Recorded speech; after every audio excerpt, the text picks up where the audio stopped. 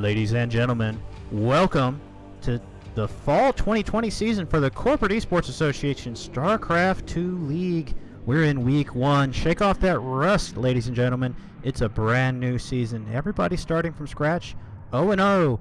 And we here at SCTuesdays are bringing you every week of the Red Hatlings live, 2 p.m. Eastern, 11 a.m. Pacific. I'm your host, Eagle Searcher. I am joined by our casting team, Big Tizano and Patch, and our observer, Damn Glam. Say hello, folks.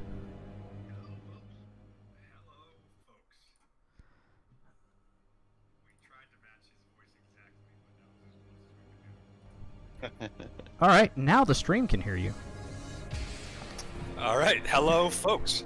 Hello, folks.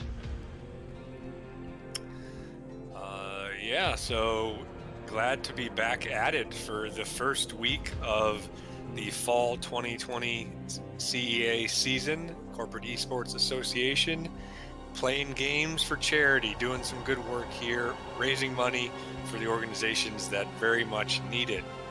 And yeah, Patch, I'm looking forward to some Starcraft. It's been a while since I have casted Starcraft, and I know you stream a lot, but good to be back, right? It definitely is. I haven't done any much Starcraft streaming in a while. It's nice to brush off those little cobwebs, so to speak. I actually haven't been playing much either, so it's gonna be an interesting day today for me. We'll get to see my riffing abilities.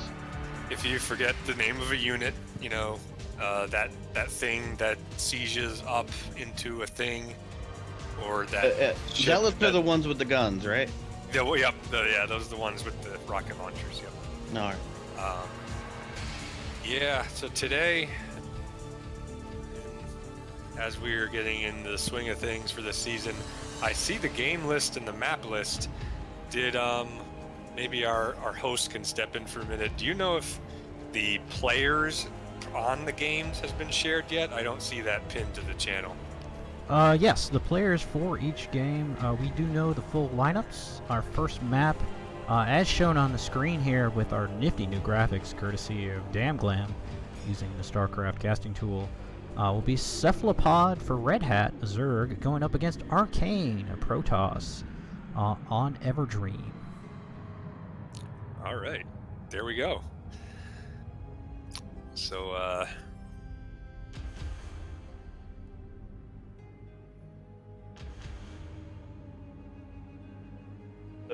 yeah, it looks like map 1. We have Cephalopod for Red Hat, which is a Zerg, going against Arcane from Facebook, which is a Protoss, a good old ZVP. Looks like there's a bit of a difference in MMR. Cephalopod's 3700, while Arcane is 4345. So Diamond versus a Master. It is not unheard of for, you know, these David and Goliath matches, especially in a one map format, to really shake things up and surprise us. So it'll be interesting to see. yeah, absolutely. And yeah, he's like just barely in Masters as well. Yeah, there is a good, you know, 600 plus MMR difference, but certainly a gap that's closable in, as you mentioned, the best of one format. A lot of things can happen, and that's part of the fun of CEA, is really seeing some of those hijinks and all kinds of unexpected builds that people pull out. To be fair, though, all of our matchups today, Facebook fielding an entire team of Masters players. Everybody on Red Hat also Diamond Plus. So this could be some real quality Starcraft we see here today. Expecting some good matches, a lot of macro, maybe some cheese, but nobody's really that far apart in that MMR. Red Hat, a team that's known for their preparation, known for putting special builds together for their opponents. I'm sure they are prepped and ready, and they're not looking at the MMR when they're looking at their games today. Yeah, that is a good point. We have a kind of a high floor for the players in this match, and especially on the Facebook team. And So yeah, we're going to be seeing some pretty high-level Starcraft, which is always a treat for sure. And we get to cast it.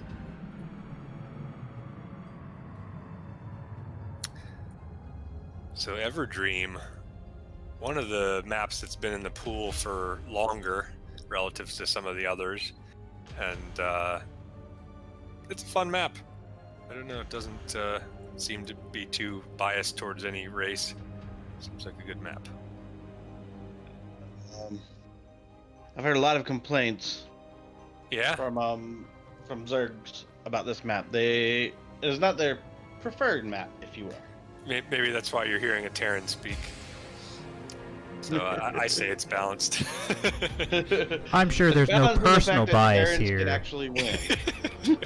Yeah, I'm sure there's no personal bias towards Terran here on the cast. It's not like everybody here mains Terran.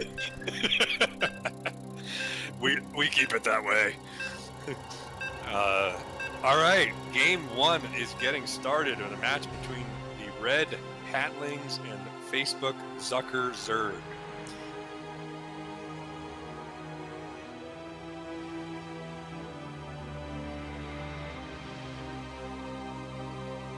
So yeah, everybody, the map is loading in, and we will do player introductions in just a second. We'll give it a minute to load here.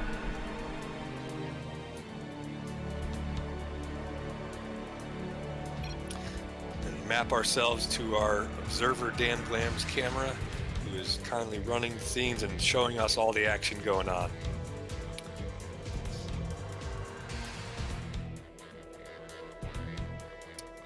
And here we go. So in the top right corner of the screen, playing for Red Hat today, we have Cyril. Oh, that's not Cyril, is it? Cephalopod. Excuse me, Cephalopod. Looks like the player names are messed up.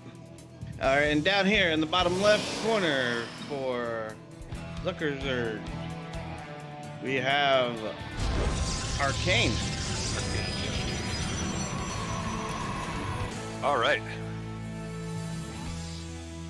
Minute 1. When not a lot is going on in StarCraft, and the caster's main job is to just fill air. Yep. So, how are things, Patch? Well, things are going all right, you know. Good old wonderful world of COVID, sitting at home, playing nothing but video games. Yep.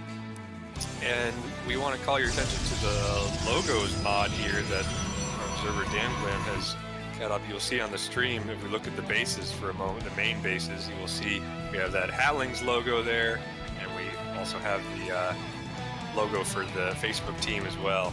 So thank you, Dan Glam. Those look really nice. As far as the match itself, not a lot to talk about right now.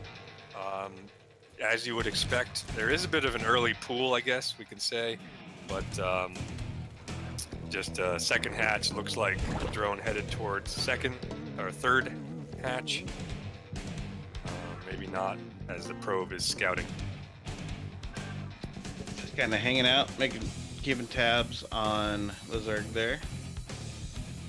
And then here comes the third hatch. You'll see it go down. Try to block it, it looks like. Just kind of hang out there. Be a little annoying. Try to delay that third as long as you can. And here come the Lings to say, nope, you are going to have to leave now.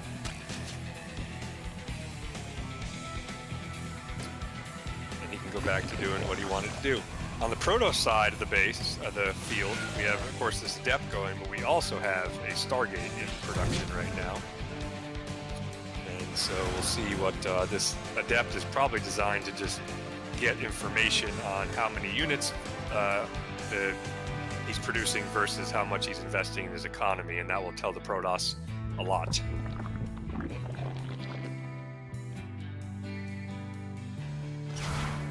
Picking off at these little Zerglings here. Oh, it gets one down. Chases them up, tries to shade up into the natural there.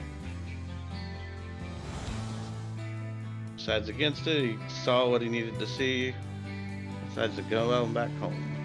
So yeah, that Oracle is now in production, and so we'll see if he's going to just use that to scout and kill a couple of drones, or if he's going to build a few and kind of commit to a more harass style play.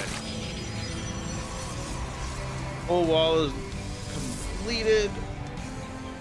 Devs will come out, hang out front, just in case any lings want to come and make a run by. Oracle is off to go do some damage. It sure is, and the second one is on the way, being made as well. But he's got a dozen or so lings now. As you can see, they're coming in. They want to get an idea, check for holes in the wall, and just cause some chaos in the Protoss base if they can. But they cannot for now.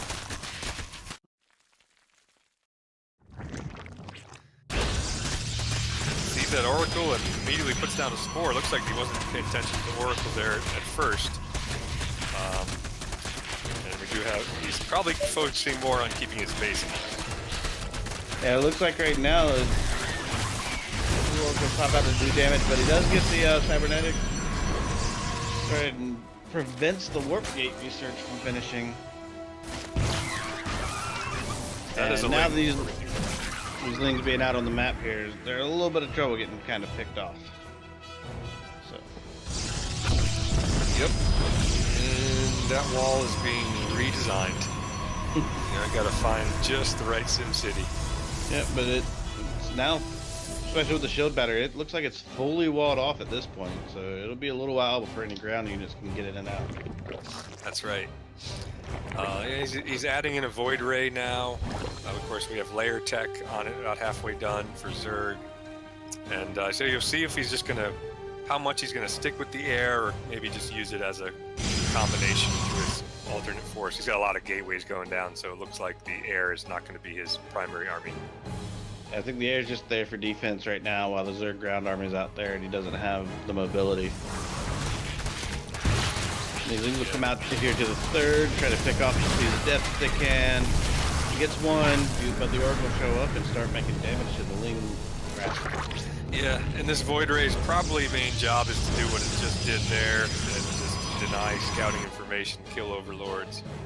Really just keep map control balanced and in the Protoss's favor. But right now it's looking pretty even. Really, there is a worker lead for Protoss, which is not what you want as a Zerg. No, you do not. But Zerg does have the army lead, so yes, it looks like almost a double of army lead. So maybe a nice little trade-off for that early defense harassment that was needed. Exactly. Starcraft is always a battle of economy versus army. Whoever has one or more of the other. If you have a larger economy, you're incentivized to sit back and lean on that advantage. If you have a larger army, you've got to make something happen, or you're not going to win in the long run. Your economy's down, so we'll see what does. And here comes another run by on the third. These lings trying to pick off as many probes, even out that probe counter. And he warps in a handful of zealots or adepts that time and chases away all the lings. Oh, is that Bile gonna? Yes. Oh, there goes one Oracle. Slick Bile. He had the high ground vision there, enabled him to be easy to do that with his creep as well. So does throw down a revelation, so he's gonna be able to see everything that he just tagged for the next, I don't know, 20 seconds. The charge is about to be completed. Muscular augments are completed, and ground weapons level 1 is about to be done as well. Looks like the game's going to start heating up here in a minute. It sure does. Yeah, it is definitely looking that way. But these players are now very, very even on both economy and army. And so we'll see. These Void Rays can pack a punch if they're able to lock on and get the right targets. But those Hydras will rip them up if they're not careful. It looks like a good mixture of Hydras in that army there. So you can keep him in the back line away from the main damage. Those oracles. Exactly. Oh, is he about to get this warp prism? That is a juicy It target. goes down. Those things are not cheap. Oh, the pathing on that little group there just got letting him get eaten up. Yeah, he's going to lose a couple of roaches, but killing the Warp Prism is pretty much always worth it. And so he's got to be careful, though. This Protoss army has a lot of damage in it. Yep. And, especially those Archons this early in the game, they are very powerful. Yes, they are. Getting a better mass of Hydras here. Another Archon goes down. Third Archon goes down. Now it's a death to be Hydras. And these Void Rays are picking off Hydras as well. Yeah, he's got the right mix of army here. Different types of damage are really working to his favor. Protoss player pulling the boys, got to get the drones in there to pull them, get some defenses for the Hydras, low armor units, and so he doesn't have another choice really to do this. Staying alive. Yep. The army count is about even, but just a lot of that was mixed up in trying to reinforce with new units, so they were just, he needed to buy just enough time. Oh, and another Warp Prism goes down. Another Warp Prism. Yeah, that was the pickup he needed. Needed a small win there. Got it. But this looks overly aggressive. Off creep, Hydras only. He really wanted to get that last hit. Yeah. A little overextension there. It may hurt him pretty bad in the long run. He's got a good force of roaches now. Not enough anti-air to deal with these Void Rays, though. No. A lot of the Hydras got picked off here. And down goes the base. So we have a 3-base Zerg versus a 4-base Protoss. You want that to be the other way around. Usually Zerg's supposed to be 1 base up on their opponents. And it's looking rough. GG. Alright, well, that was an interesting game. A lot of good action, a lot of nice push and pull there. Yeah, it was. We got to watch pretty much non-stop. Well, after the couple-minute mark, it's a lot of fighting going on. That concludes game 1. This is a best of 5 series for anyone new to the league. So we will Facebook, of course, up 1-0 now, and we'll be moving to game number 2, map 2, which will be a ZVZ with Cyril playing for Red Hatlings, and Facebook Zuckerzerg be fielding Frugs, another Zerg player, as I said. And these players are a little bit closer in MMR, about 500 versus 650, so not much closer, but... Yeah, but again, if you look at that first game, you know, the players didn't play like there was a big difference. I really felt like Cephalopod had a chance, maybe without that overextension of those Hydras right there at the end. If he had a chance to macro up, get his army going, he had a good... both those players kind of had the right comp to deal with the other player, but it's just a couple of mistakes away from really getting back in that game. Yeah, I would say from what I saw, the Zerg just... There's 2 little fights where he extended out on the creep and off of creep. Just kind of... He overextended a little bit and it just helped snowball the action. Yeah, if he might have had a chance there, especially killing that Warp Prism right after that big fight happened. He sort of slowing down his enemy's ability to pressure his advantage position. So, but yeah, you know, he really wanted to get that last hit on that Void Ray that was getting away. That's right. Well, you know, probably sensed he was a little bit behind, wanted to get a little aggressive just to catch up. Was sort of a risky play, high risk, high reward. But we'll be going into game number 2 now between Cyril and Frugs. A ZVZ, Red Hat always hosting a lot of Zergs on their team. Zuckerzerg throwing their own Zergs in the hat. That's right. We got the ZVZ Fest, and I don't know if anyone watching has been watching some of the Starcraft's main tournament now going on, but got a lot of good ZVZ between Cyril and Rainer and some other folks lately. But anyway, player introduction time is here. Get into the game.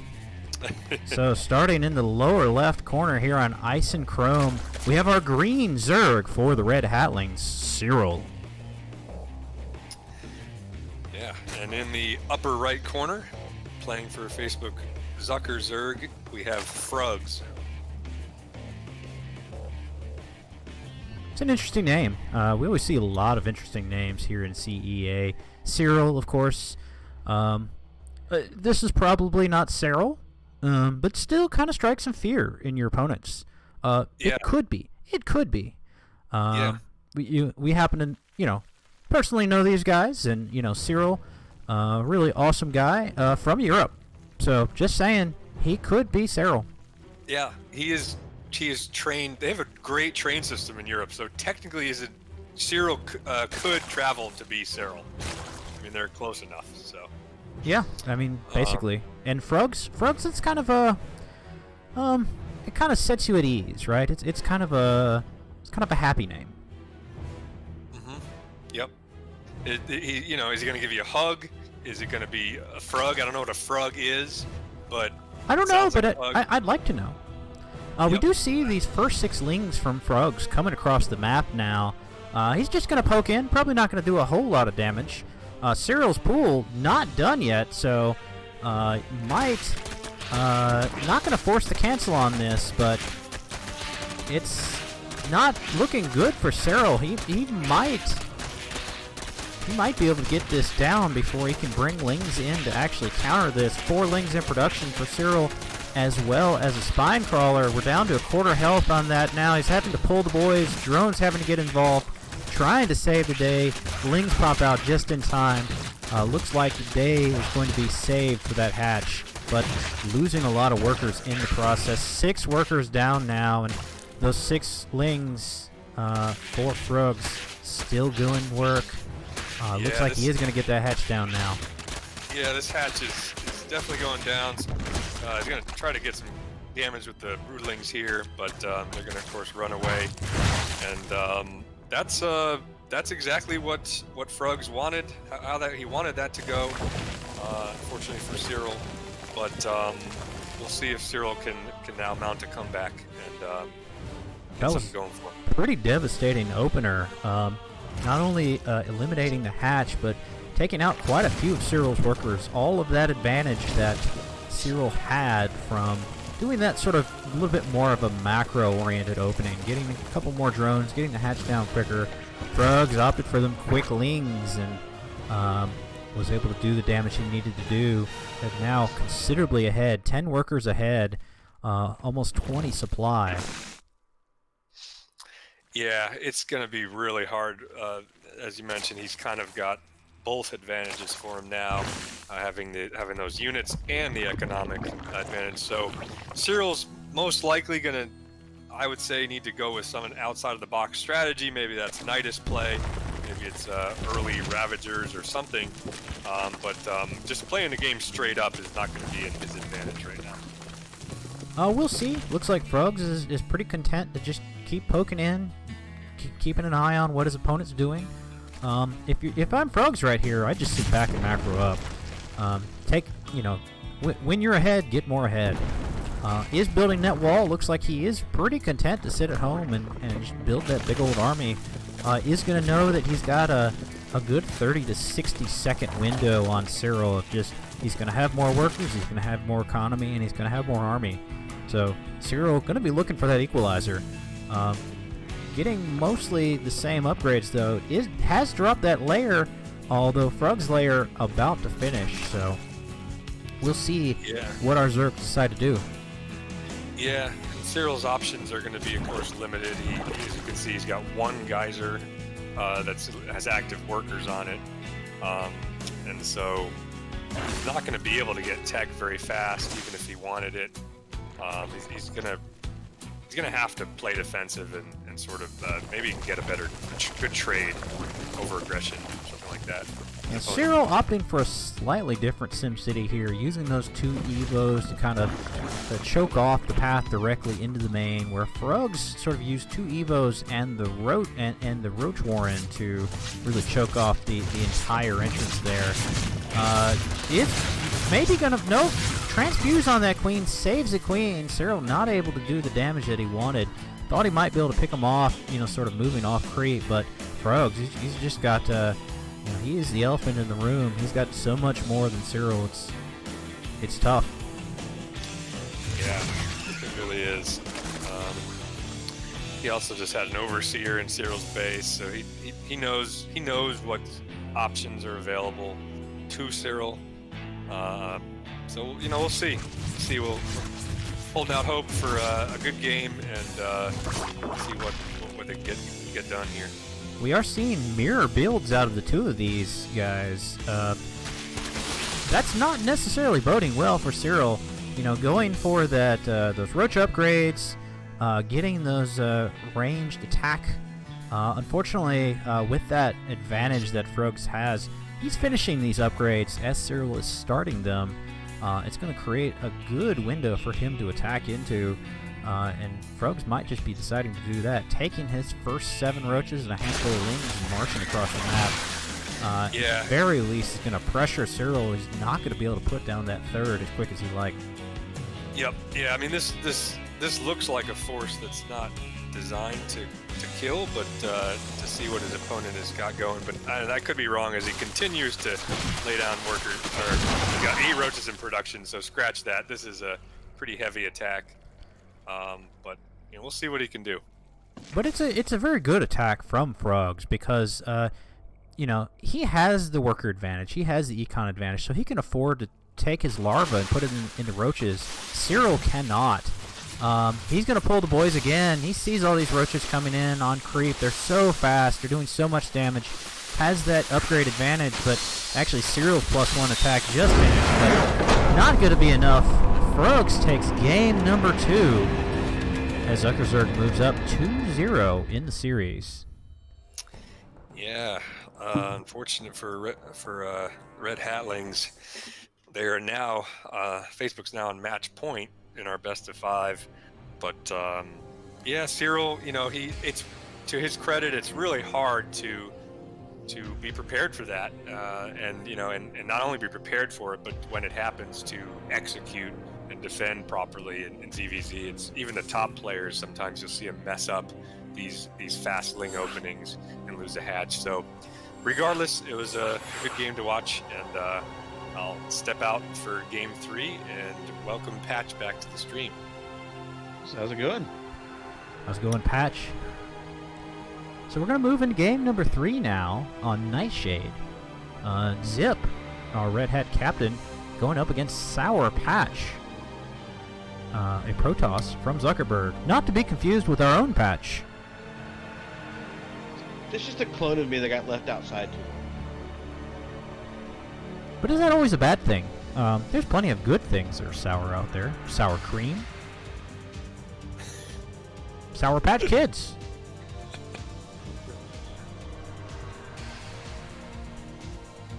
But what I'm hearing is that you could take this Sour Patch guy in a fight.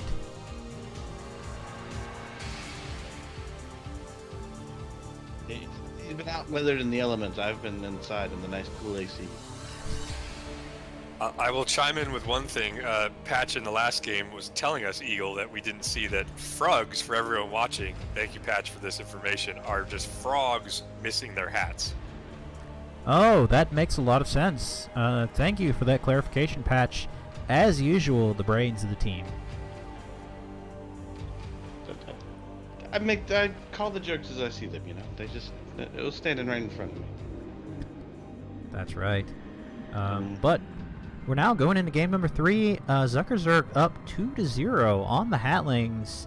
In this best of 5, Hatlings need to make a reverse sweep, starting with one of their best players on the team, Zip. What do you think their odds are here, Patch? You think they can pull this off? If there's anybody that can change the momentum of this, it's going to be Zip. And once that momentum gets switched up, I think Red Hat could at least make it go 2-2, if not completely do the sweep. Yeah, that's right. It'd be certainly interesting to see Red Hat, known for their last-minute heroics, went to a lot of Game 5s in spring 2020. Didn't win, didn't come out on the plus side on as many of those as they would have liked, but definitely capable of putting up a fight, definitely capable of toppling Goliath any given day.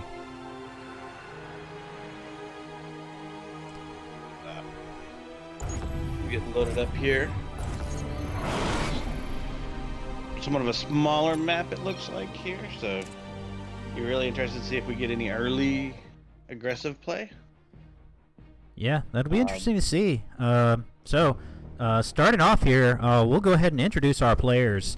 In the upper left corner of Nightshade, we have our Red Zerg, wearing the red shorts for Red Hat. Zip. I think you got enough reds in there, man. Red's a great color. All right, down here in the bottom right corner, playing for the Zuckerzergs, we have the orange man himself, Sour Spinach. Sour Spinach, standing in for Sour Patch, probably heard that there was another Patch who was lurking around CEA. Didn't want to be confused, or making his own identity. Intimidated by you, you'd almost say. Yeah, you could say that. Although I don't know why. I'm not an intimidating soul. To be fair, projecting the aura of intimidation. Sometimes you don't need any words. Just need to exist. But Sour Spinach, go ahead dropping a second gateway. Really trying to seal the wall off quickly. Wonder if he's afraid of some early pressure from our Zerg Zip. It'd be a logical play, right? Zip come out of the gate early, strong with a quick cheese to just bowl over his opponent. Quick and easy win to really get that momentum swing. But Zip, I haven't really seen Zip use those tactics much. Zip's normally a late game guy. He really likes playing that, getting to the late game and really doing what he can. So it'll be interesting to see. Yeah, I'm curious if Sour Spinach is also maybe trying to go get that early defense up, so maybe you can go air or something. Well, the double gateway is a pretty heavy investment there into the Groundians. Double adepts, so looks like he wants to do a little early pressure himself. But right on cue, the Overlord floats in. He's going to park himself right there in the perv perch, where he can see everything and nothing can see him. Maybe someone should call the cops on that guy. Well, we do have a couple of cops about to pop out of these gateways. These adepts, they're going to shade right on over to the Zerg base and let them know what they think about it.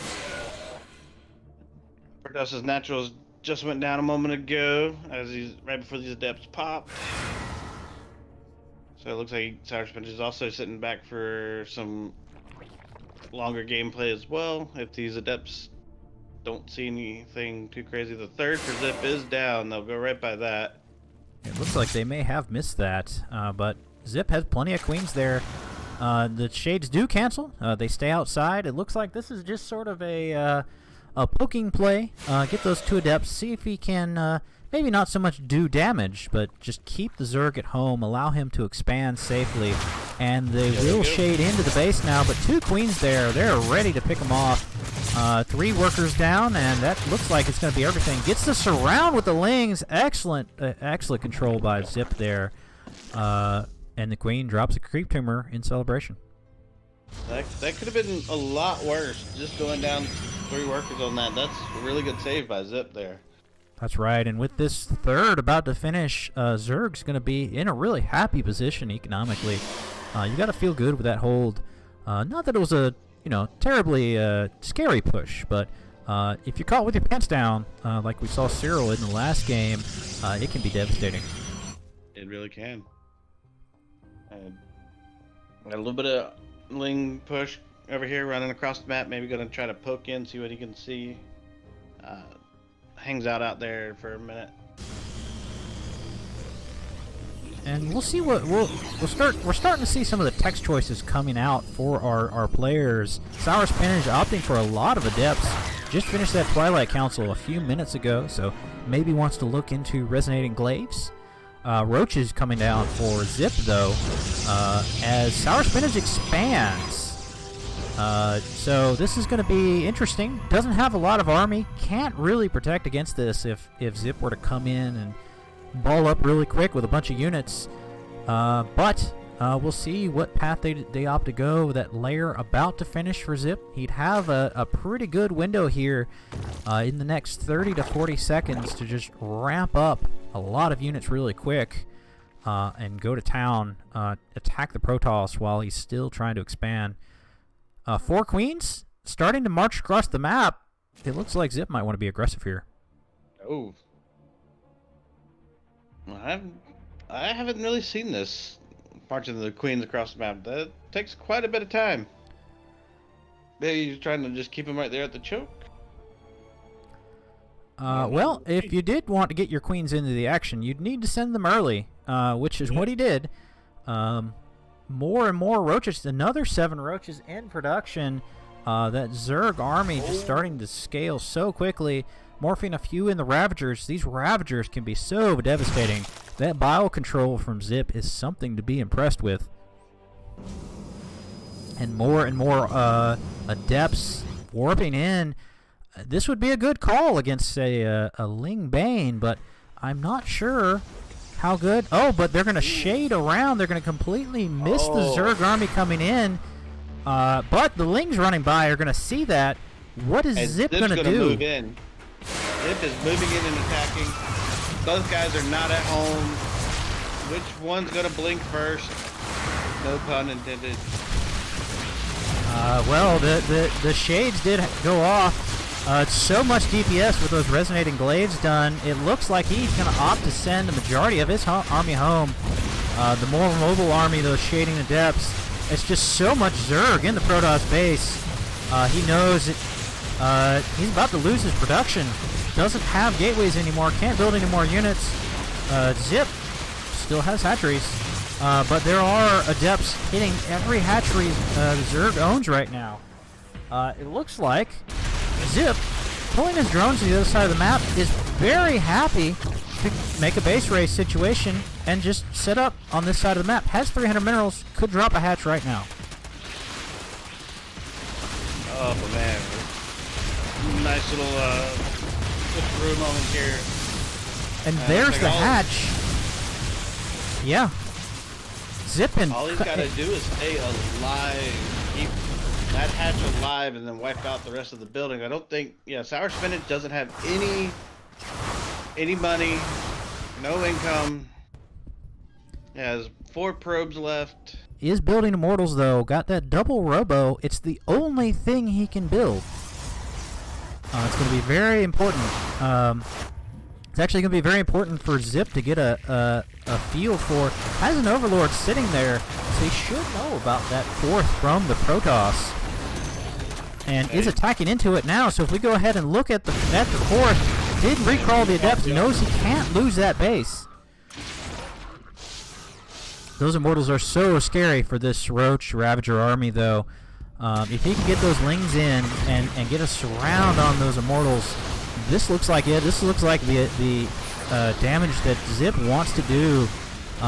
Getting in with those Lings, engaging those Adepts and Immortals, just wearing their army down, bringing a bunch of probes with him because if he can kill the Protoss here, he doesn't need any more workers. Wipes out a lot of his workers with those vials, though. That's a real unfortunate drop. Is about to knock out that last Robo Bay, which would give the Protoss no ability to build attacking units. Nope, and I don't see anything out on the map at all where he's even attempted to build. I see 2 workers here. Where's the 3rd? I think maybe he's hoping to get enough.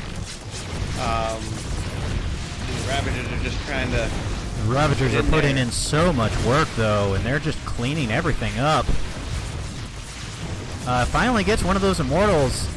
So many transfuses on those Ravagers, just keeping the Bio Boys alive, and the Immortals' shields finally wore out. They are running for their lives. They're just trying to pull the army away. Never give up, never surrender. But the Zerg turns around, knows the victory conditions of the game. Tell us, Patch, how do you win a game of StarCraft? At the very, very minimal, you just destroy every last building there is. That's right, and those drone boys going to work on it. 4 drones going to take down that Nexus. And there's the 2 Immortals down. 4 Adepts left. There's the GG. Zip taking the momentum back for Red Hat in an exciting base trade game. Oh man, that was a heck of a game. Absolutely. I don't even know what to say. I'm speechless at the moment. Yeah, and as you mentioned, it's who blinks first. Those Adepts deciding to turn around and run home, try to defend the base, wasn't successful. Left about half of them there. One thing is that that Roach Ravager is just going to do so much more DPS against buildings than the Adepts. The Adepts have that attack speed bonus from the Resonating Glaives, but they're really best at attacking light units. Yes, they are. Which, I mean, Zip did a really good job of getting those workers. That was probably one of the key things to that game was Zip got his workers out of there early. He got them across to the other side of the map and got them safe. Yes. And, of course, Zip, the perfect gentleman, commenting now, he just wanted the 4th game to have a chance to play. Looking for equal opportunity from everybody. Let's everybody give a hands up for our Red Hat Captain Zip. Yay. But we're about to jump into game number 4. And game number 4, we'll like to welcome back Big Toe. Yep. Thanks for joining me here, Big Toe. We appreciate it. Map 4. Looks like it's Bamboozle. That name sounds weird to me. I'm a little out of practice. And I think we have the biggest MMR difference of the day as well here. Yeah, we've got about 1,000. Looks like it. And so we'll see. As we've said before, we don't want to let that determine what's going to happen. So anything could happen. And so on this, we're going to be playing, as you said, PvP. And so looks like we're just getting the game set up. Blind Man's new to this season. I have not seen him play much. Me taking at least a mini retirement, not playing this season. I haven't been able to get in and get practice with him or get to know the new guys. So it'll be very interesting to see what kind of player he is. Yeah, I've played just a couple of games with him. Definitely a good player. And I'm looking forward to see him. My first time seeing him play in a competitive setting, but looking forward to it. But I was just enjoying spectating that last game, and I thought you guys did a nice job casting the action. That was a really interesting one to watch, and I wasn't sure who was going to win until the very end. Yeah, it was one crazy game. It was an amazing one to watch. Special shout out to our observer Damn Glam, doing a great job of catching all of the action, bouncing around, making sure we don't miss anything. Yeah, that's right. It's one of the unsung heroes of casting. You get these voices up here, us, but really it's our tech guy behind the scenes that gets everything going. He's done a really great job getting the logo mod set up, getting various casting assets going. Really the man behind the casting here. That's right. Damn Glam, while we're getting the lobby set up, what'd you think of that last game? Sorry, I gotta go find my unmute button. It was good. Good action on that one. Kept me busy. Bouncing around. Love that early 12 pull with Frogs. That was pretty good in the previous match. Yeah, we've haven't had a macro game yet, so not a real one. So we'll see if that changes. But always hoping we go to ace match. So gonna have to root for the Red Hat player to win here. We'll see. But yeah, thank you again to Damn Glam for all his work. The observers, you get up to the pro level and they know just as much about the game as the casters do, usually, to do proper observing and control the camera and monitor the action. Or more. Or more. Yeah, there's a lot of multitasking that goes into that, and just because in this game of Starcraft, you almost never have one thing going on. So it is always a choice of where you put that camera and for how long you keep it there.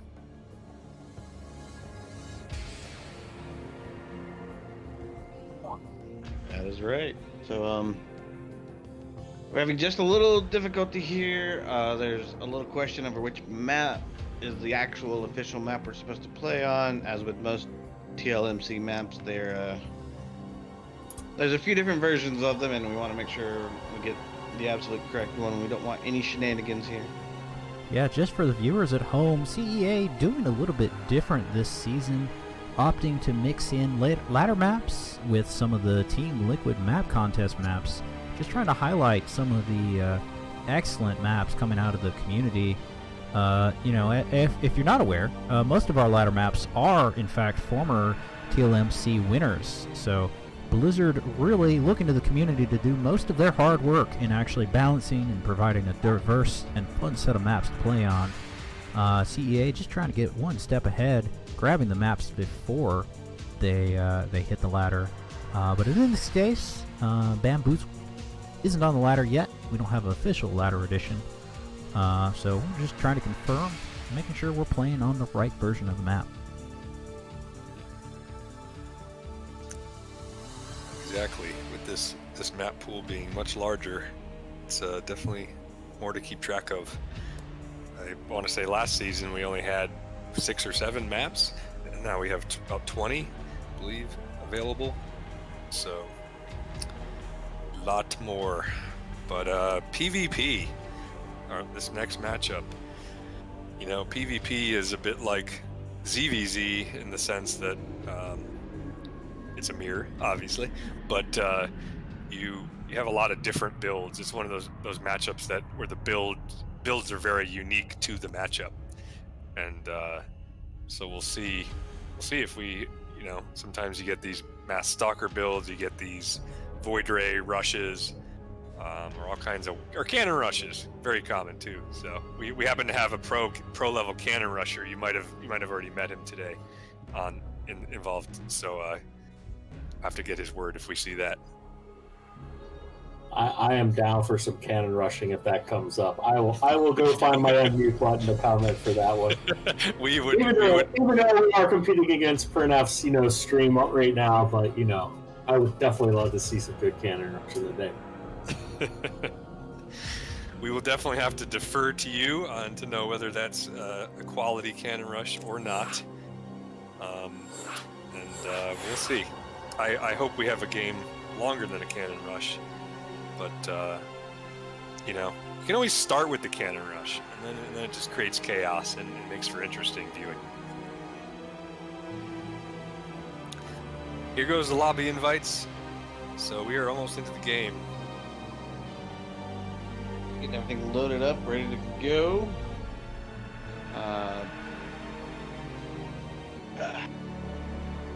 So while we're waiting, anybody got any good weekend plans this weekend? One of the first cool weekends we've had in a while. To be fair, can you have better weekend plans than sitting here watching Starcraft with the SCTuesdays crew, seeing the Red Hatlings take on Zuckerzerg? Does it get better? But this is only a couple hours of one day, sadly. So we must have other things to do. True. I'm hoping to get some gaming time in later today, and gotta keep playing Starcraft. I have been lured by TFT recently, and but gotta always return to the best game ever made, and that is, of course, Starcraft.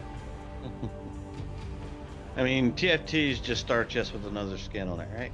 Yeah, but, I play it, and now I'm having trouble enjoying Star Chess as much because I of course favor Star Chess because I'm a StarCraft guy, but I want it to have all the bells and whistles that TFT has.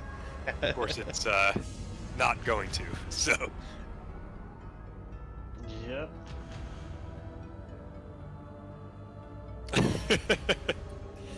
We have some jokesters here in the chat asking how a blind man can play SC2, and regardless, we are getting ready to load the game for game number 4.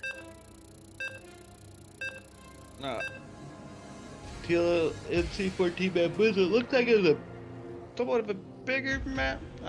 Some interesting base locations here, and some interesting tricks around the base locations. Yeah, so be curious to see what type of gameplay we get. Yep, with that MMR gap that we discussed earlier, it may lean itself towards some cheese strategies, but we'll see. So first off today, in the lower left corner, we have playing for Red Hat, it is a blind man. And up here in the top right corner, using the classic Nexus skin of all things, for Facebook Zuckerzerg, we have the good old Pluto, who is no longer a planet. Yeah, you know, that was a tough piece of news to deliver for all of us children of the 80s and 90s that grew up loving and knowing our home as the 9-planet galaxy. A little bit of a probe kiss there, right smack dab in the middle of the map. So far, both guys are hitting the exact same beat strokes, getting a little bit of scouting in. A blind man going for a 2-gate outfitter, while Pluto's going for a 1-gate. Yep, so yeah, we're seeing that possibly an aggressive build coming out of Blind Man, which is all the more reason why Pluto is going to want to keep that probe alive in a Blind Man's base and really keep an eye on what he might be doing. And second gateway now on the way for a Blind Man, and a Cybernetics core on the way as well. Yeah, we also have a lot more gas mining coming from Blind Man, so that also is going to be a clue. These high-level players, they're paying attention to all that stuff. How much you choose to apply your how many probes, where you apply them. It really indicates how fast you want tech, right? And so he's going to see that. Yeah, Pluto's got a little bit of a balance issue on the gas. There he goes. He takes care of it, and it looks like a Blind Man's only doing 2 in each, so about an even gas at the moment. If not, Pluto getting a little bit of an edge, while we still have the probe chasing going on. Orb gate is now being researched as well for both sides, and both sides have 2 stalkers. So they took a couple of different routes, but they ended up in the same spot. That's right. Yeah, just but we do see where that MMR makes it a little bit of a difference, and I'd say right now that's the worker count. You're just seeing these tiny advantages that you eke out over the course of the game that really do add up, and so we'll just sort of see what happens and how these builds diverge as we go forward. It looks like Pluto's now got 8 army and 27 horses, while Blind Man has 23, and both just got 8 as well. Looks like he just started 2 more stalkers over himself. And denying that scout. Yep, and gets that second Nexus going down, first player to do it. And but it looks like Blind Man may be banking some resources to plant his own Nexus. So we'll see. But those adepts are now on the map, headed towards Blind Man's base. And so he's going to see what he can do with them. Taking a little bit of a long way around. They will get scouted out by the stalkers, and they're about to get in while the Blind Man looks like he's setting up outside of Pluto's base. Warp gate for both sides are also about to complete. Yeah, it's always cool to see how closely these builds are still lined up. There you had a 7-second difference in warp gate finishing. But these stalkers are gonna Blind Man are gonna poke. These adepts are gonna shade into the mineral line and immediately start targeting probes. I believe 2 can one-shot a probe. Might be 3. They're gonna start attacking probes, and got fighting going on both bases. Blindman will end up losing 6 probes, really putting them behind in the probe count at 24 to 31. Pluto definitely taking the advantage here going forward.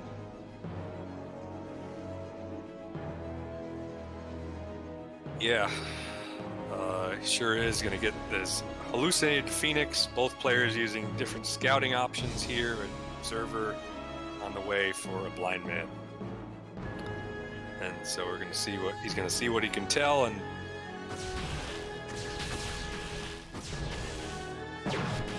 There's an Immortal out on the field. so he saw basically everything. Yeah. Everything he needed to see, which is not great for a blind man. So he's got all kinds of information of how much economy, how much army, where he's investing his resources, and that tells him a whole lot. And what was his reaction? Well, he built a bunch more buildings and getting his tech going. So. And as far as Blind Man's concerned, he ended up waiting, and once that Phoenix was gone, did put down a star gate. So. Exactly. These Adepts again getting into the back of the base, just causing trouble. Probably going to try to kill more probes. Exactly what he's doing. Got the Stargate scout off, and Blind Man is now down more than 10, 14 probes at the moment. An entire base worth of probes almost. Yeah, not great. The thing that he's building right now, the Oracle, is very good at limiting economy disadvantages and possibly getting in a mineral line. So the key is always to get your opponent's attention away from their mineral line. So we'll see what Blind Man can do to do that.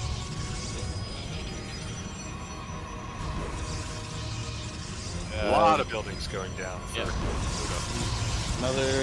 There's 4 gateways in progress. Looks like there's a... Sorry, I brain farted. We have a Void Ray coming for a Blind Man. I don't think a single Void Ray is really going to be that helpful in this situation. Yeah, and maybe not. Sometimes you just get that strong damage unit in the back line, but this Oracle is really going to be his key. Of course, we got some cannons going down. The batteries are already up, so that's going to make it hard to get much done. Oh, he's going for the stasis.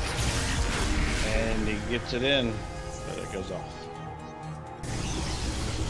You got one probe. You're that one guy who's like, did not see that coming, man. You didn't catch it when all the other probes are running away? Okay. He's like, hey, what's going on, man? What? But yeah, regardless, more importantly, we have an army marching across the screen. And as a third, preparations are going down, so it doesn't look like an all-in by any means as he's getting ready to take a third, but definitely a force that needs to be taken seriously. Blind Man working to close that gap. We're back down to 4 in difference in workers at this point, but the army gap is just so big at the moment. He's going to have to really hold this push here. Not sure exactly what all he's got at home. He's pushing into dual shield batteries, so that's going to probably give a Blind Man a little bit of an edge if he can just hold on. Yeah, there's some nice force fields. Well, they're kind of working against Pluto a bit, but he needed to probably pull those probes earlier. Pulling them now is not going to help him much, but doing the best he can to stay alive. Too much output, too much damage here going down. And it is now 24 to 9, 24 to 5 in army supply. 53 to 29 worker supplies. The writing pretty much on the wall at this point. Pluto will end up taking it. Yeah, unfortunately for Red Hat, it's grim. Pretty obviously. That observer, if only that observer had some kind of attack button, you know? The Blind Man is going to try to hold the high ground here. Nice force field, buying himself some time. It's about the best thing he can do. but you know, double Archon, double Immortal, whole lot of Stalkers. Not much you can do. Immortals, by the way, break force field.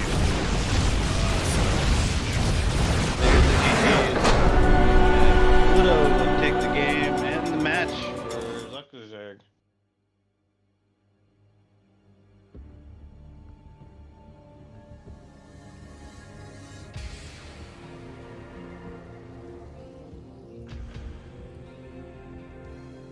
Alright.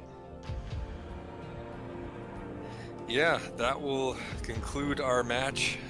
And so, thanks everybody for tuning in today. We're going to welcome everyone back to the stream for final comments from our host, Caster Eagle, Observer Damn Glam, and this is getting ready to wrap up week 1.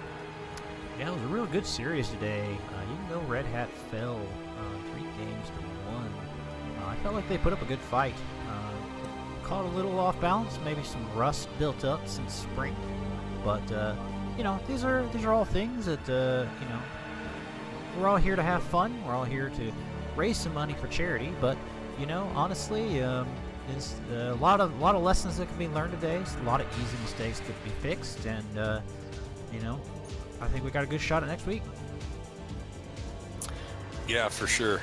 This is absolutely. I imagine this is one of the harder opponents in the league. It has to be based on the MMR team, and so a strong showing really in that, considering literally every game had a significant MMR gap for Red Hat to fill. So I wouldn't get too hung up on the MMR gap. Again, you know, there's a certain level that you know, yes, you know how to play Starcraft and you can attack the ladder. MMR is really a ladder metric. How good are you game in and game out?